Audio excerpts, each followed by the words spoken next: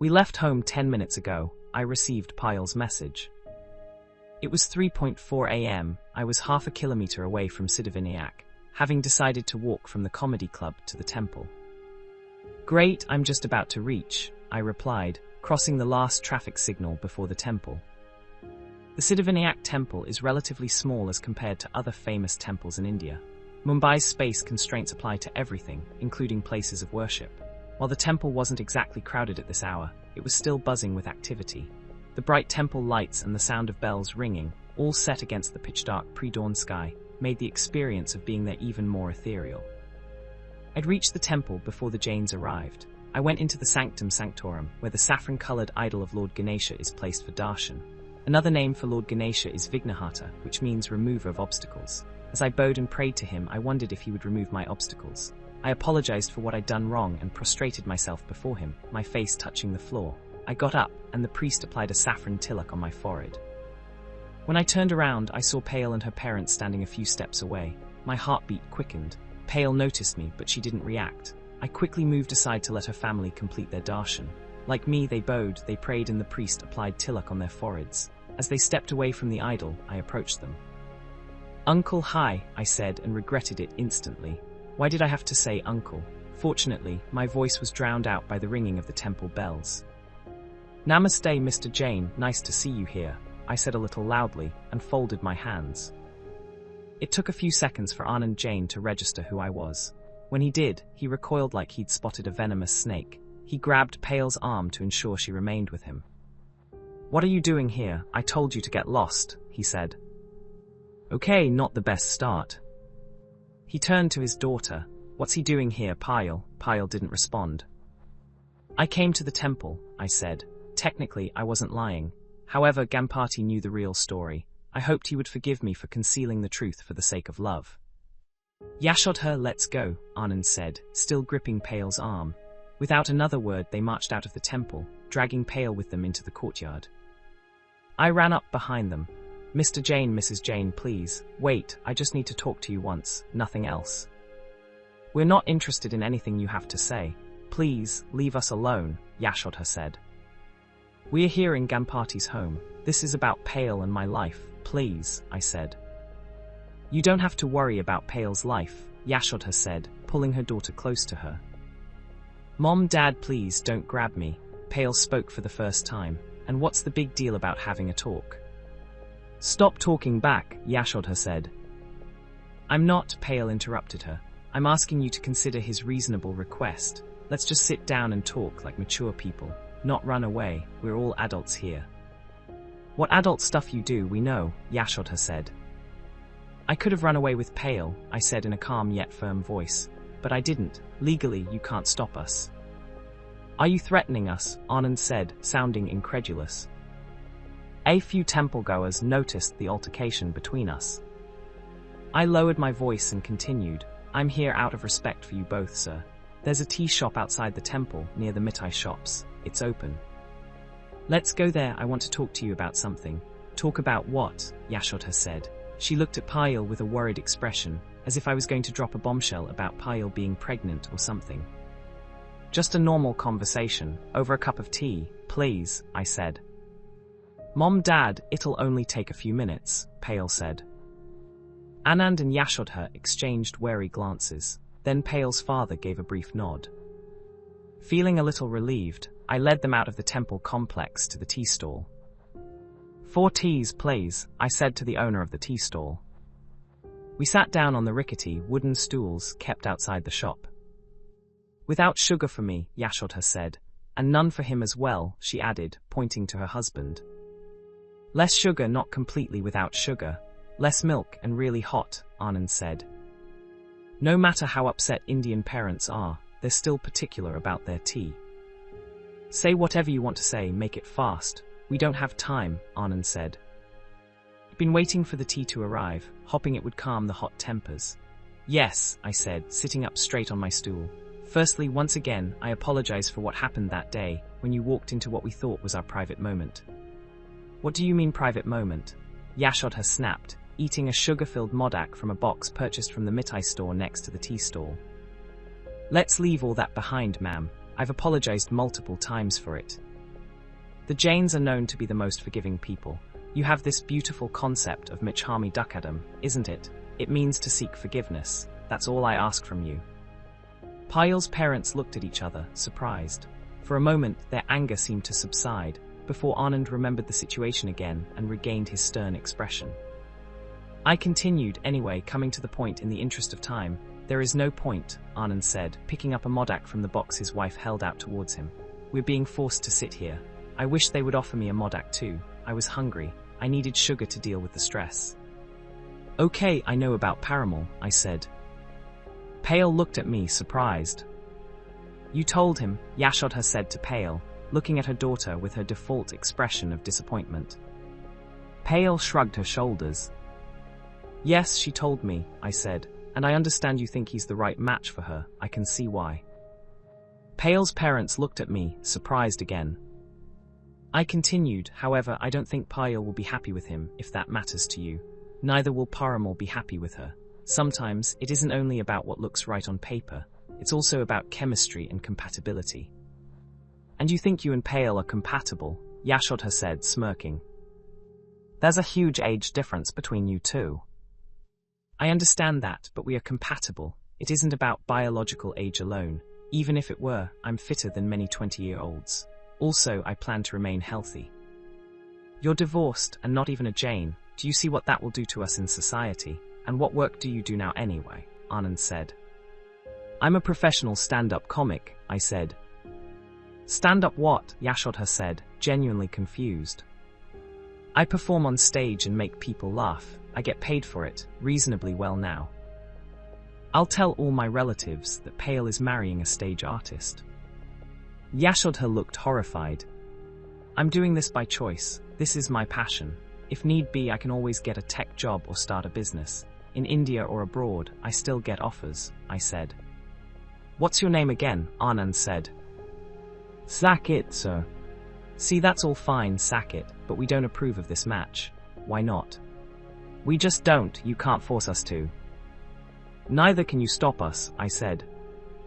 Anand stood up with a disgusted expression. If you threaten us like this, I don't want to be here. Payal, Yashodha, let's leave. Sit, Dad, please, Payal said.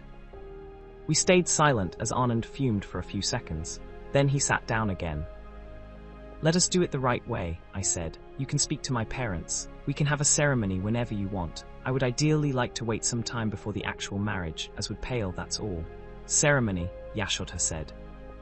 Roka or whatever traditions you follow before marriage. We would like to do it with your blessings. Anand and Yashodha looked at me blankly, as if I was a foreign tourist talking to them in Greek. Listen to me carefully, Mr. Saket, Anand said after a long pause. I'm not going to repeat this or meet you again. Payal is going to marry Parimal. We'll perform the ceremonies, but between Parimal and Payal. Clear. He set his empty teacup aside and popped another modak into his mouth. He spoke again only after finishing the sweet. This is the last time I want to see or hear from you. Otherwise, I'll have you arrested, and you'll never be able to live in Mumbai. Payal, Yashodha, get up. Yashodha stood up, but Payal didn't move. Get up now, Payal, Anand shouted. Payal stood up reflexively, and before I could respond, they were gone. I realized they'd left the mithai box behind with 4 modaks inside. I popped all 4 into my mouth. Hopping the sugar overdose would numb my pain. It did, a little bit. I dropped my face into my hands, fighting back tears. You will pay for the tea stall owner said, tapping my back. Messages to Payal didn't get delivered. Calls wouldn't go through.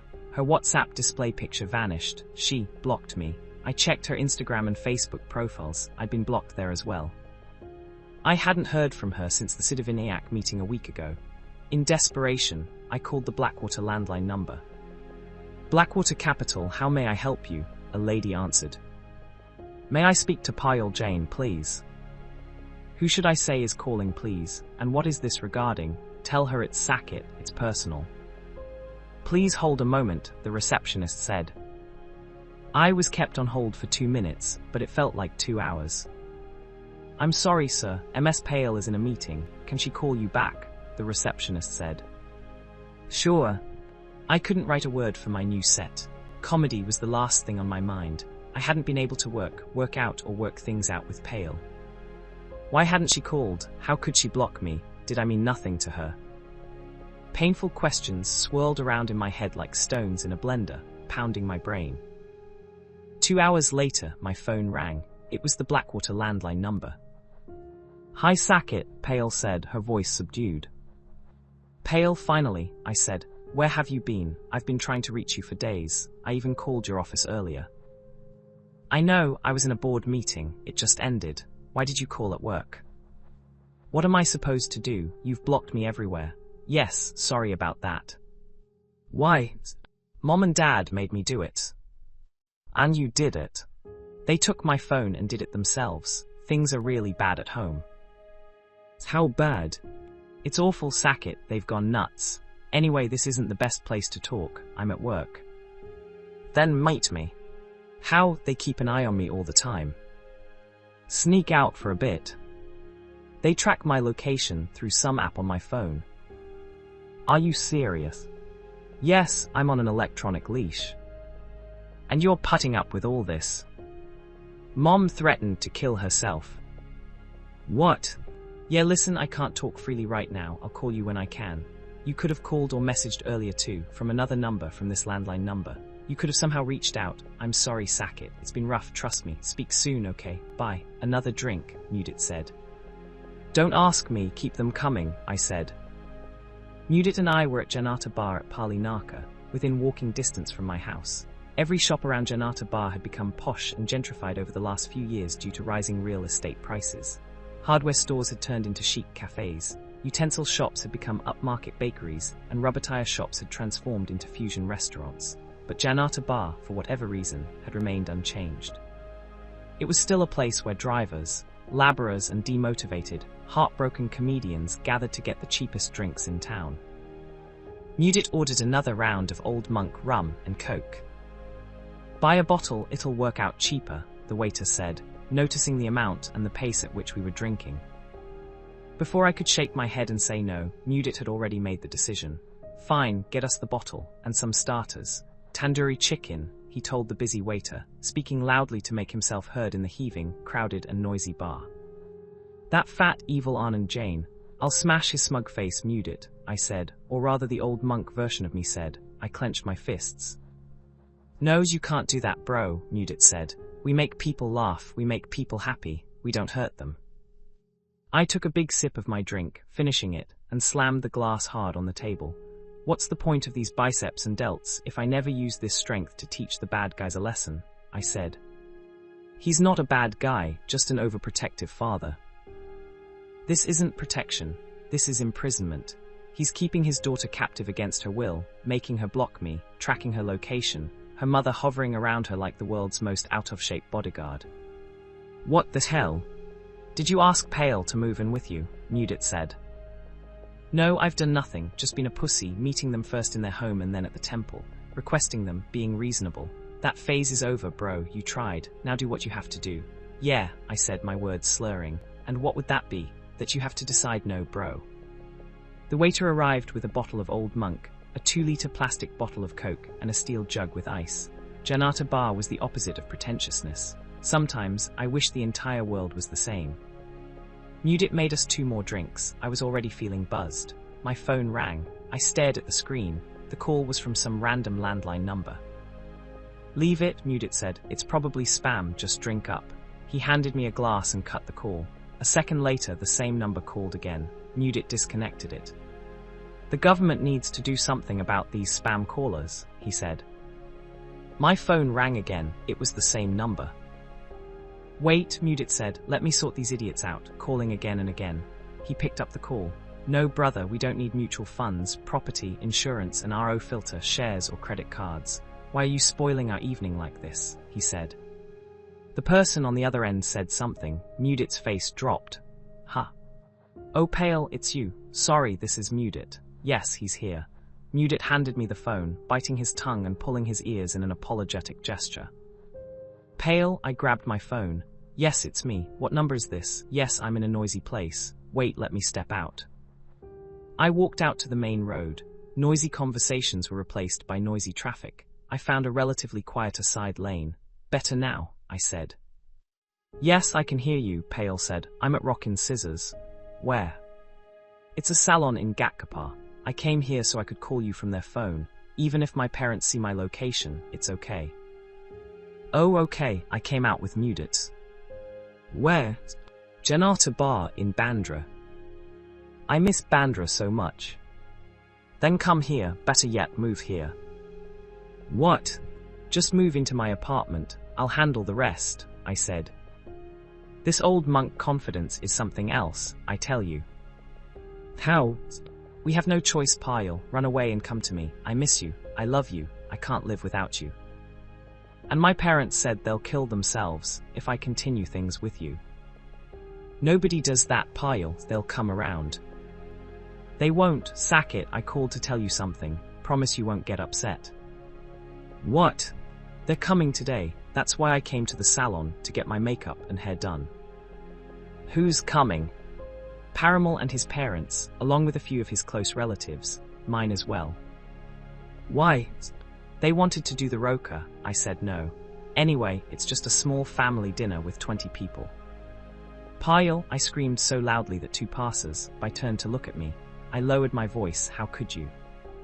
Saket, don't assume I'm on board with any of this, but Mom and Dad gave up food. I cut her short, they manipulate you like this and... They ate nothing for 4 days, Saket. Mom fainted once. The doctor said she could have died. What are you even saying? Jain Payushan is 8 days of fasting. Mom and Dad said that if they ever find out I'm in touch with you, they'll sit on an indefinite fast during the next Payushan. They'll keep going until death. What? I'm serious, Saket. They're devout, practicing Jains. They're trained to bear a lot of suffering. And to manipulate you with it.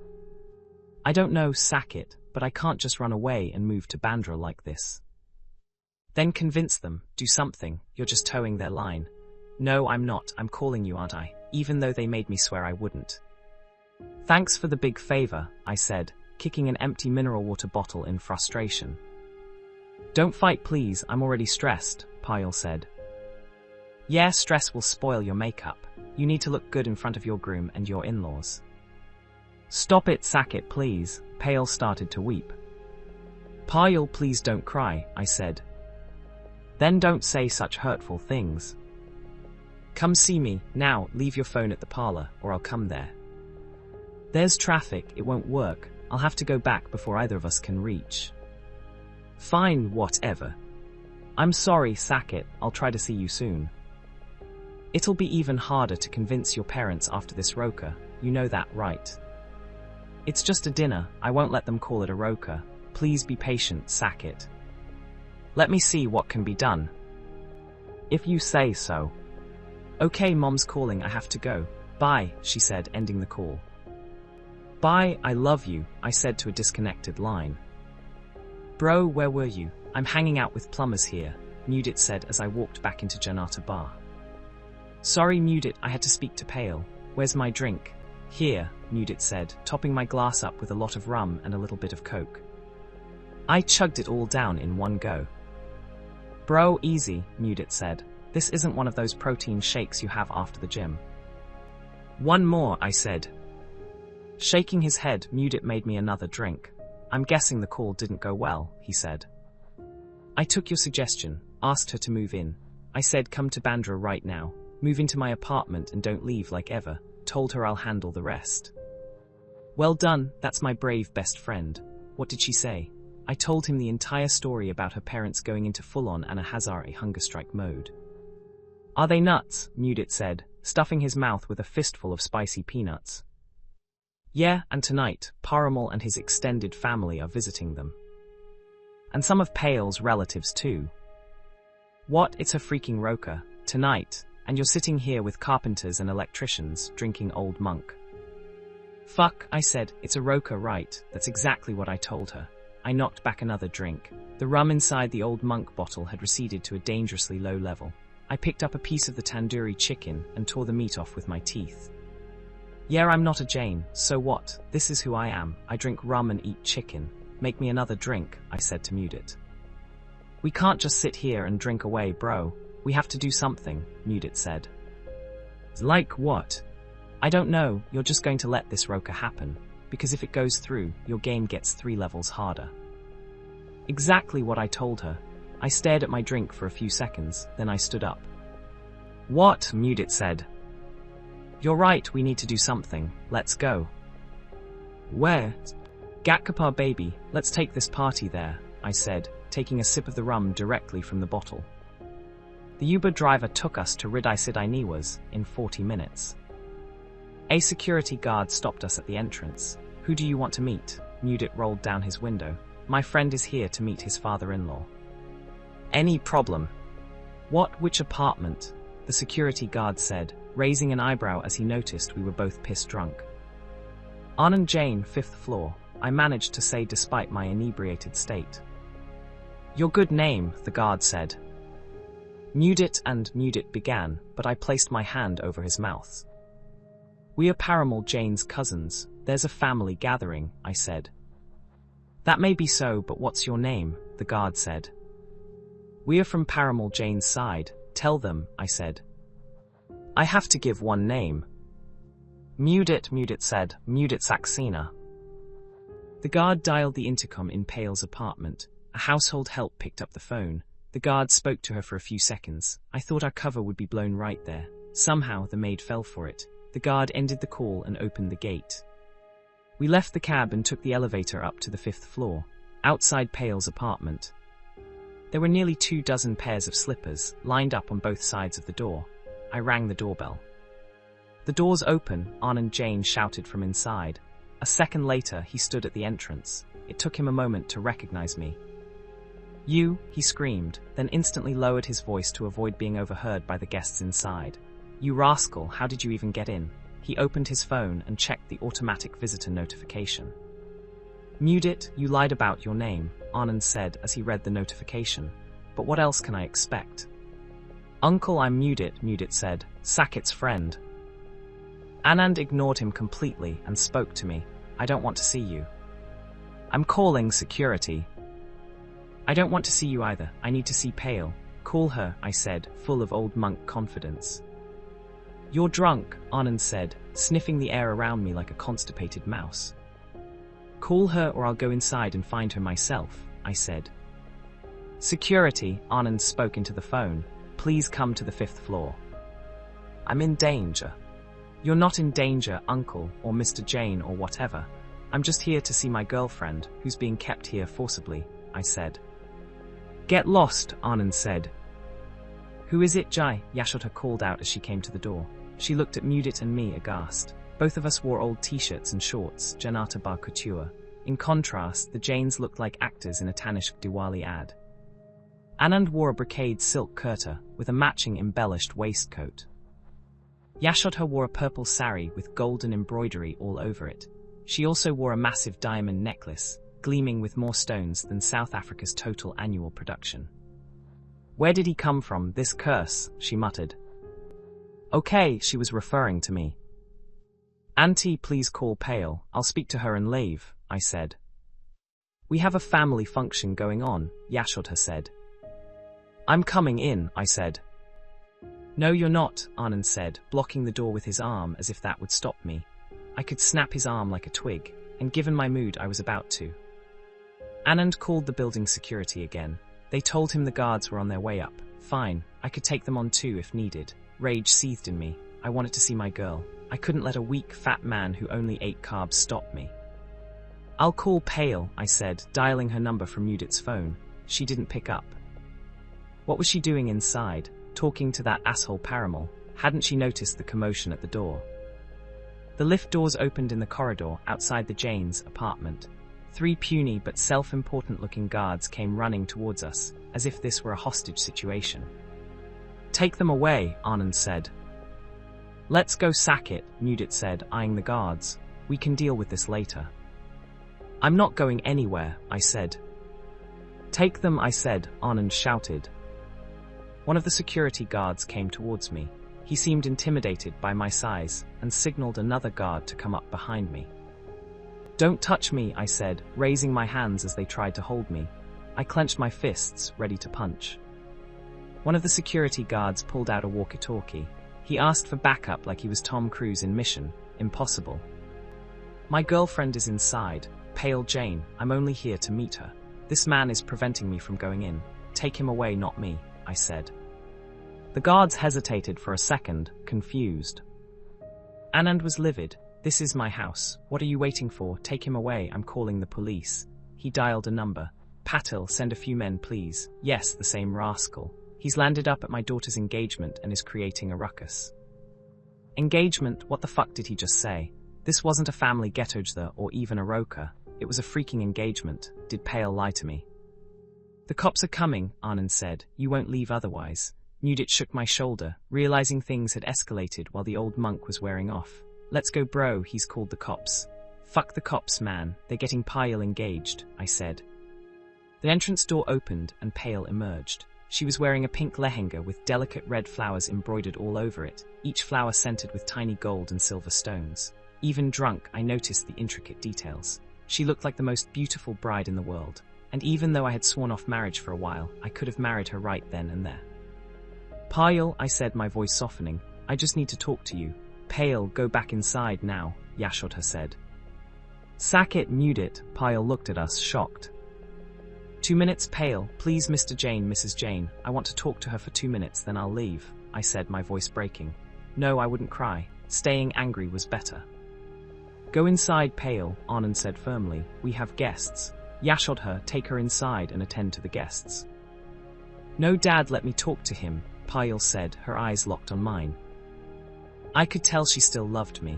I couldn't bear to be away from her for even 1 more minute. No, I would take her away with me right now. Go inside, Payal, Anand said. The police will take care of him. 2 minutes, Dad. Before her father could respond, Payal ducked under his arm, which was still blocking the door, and stepped outside.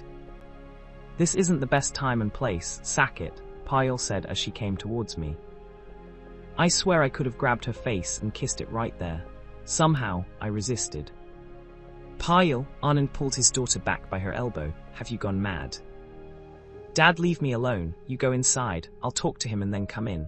I promise. No, I'm going to be right here, Anand said, peeking inside his house to ensure his other guests hadn't seen us. I love you, Payal, I blurted out. Get out of here, Anand said. Guards, take him away, right now. The 3 guards pounced on me immediately. I could have pried them away easily, but I didn't. My entire focus was on Payal. Come with me, I said, even as the guards tried to pull me away. I don't have all the answers, but we'll figure it out together. Come with me, Payal, now. Saket, Payal said, what are you saying? I'm saying leave your house and come with me. I'll make sure you rot in jail, Anand said, calling someone on his phone to see where the cops had reached. How can I do that, Payal said, and now I have guests at home. You're getting engaged, Payal. You're fucking getting engaged. After living with me, sleeping in the same bed with me for a year. Anand came forward and slapped me hard across my face. He would have hit me more, but Mudit stopped him. Uncle, we're leaving. Saket, let's go, he said. Payal, please, please. Both she and I teared up. Please, Payal, I said again. I hoped my pleading would remind her of my tiny apartment, the ledge we spent countless nights on, and how much I loved her. A few of the guests came to the door. A young man in his mid-20s was among them. Was it Parimal? What happened, Uncle? He said, hovering behind Anand. Nothing, Parimal. Guy's a mental patient, Anand said. Lives around here, gets drunk often and bothers everyone.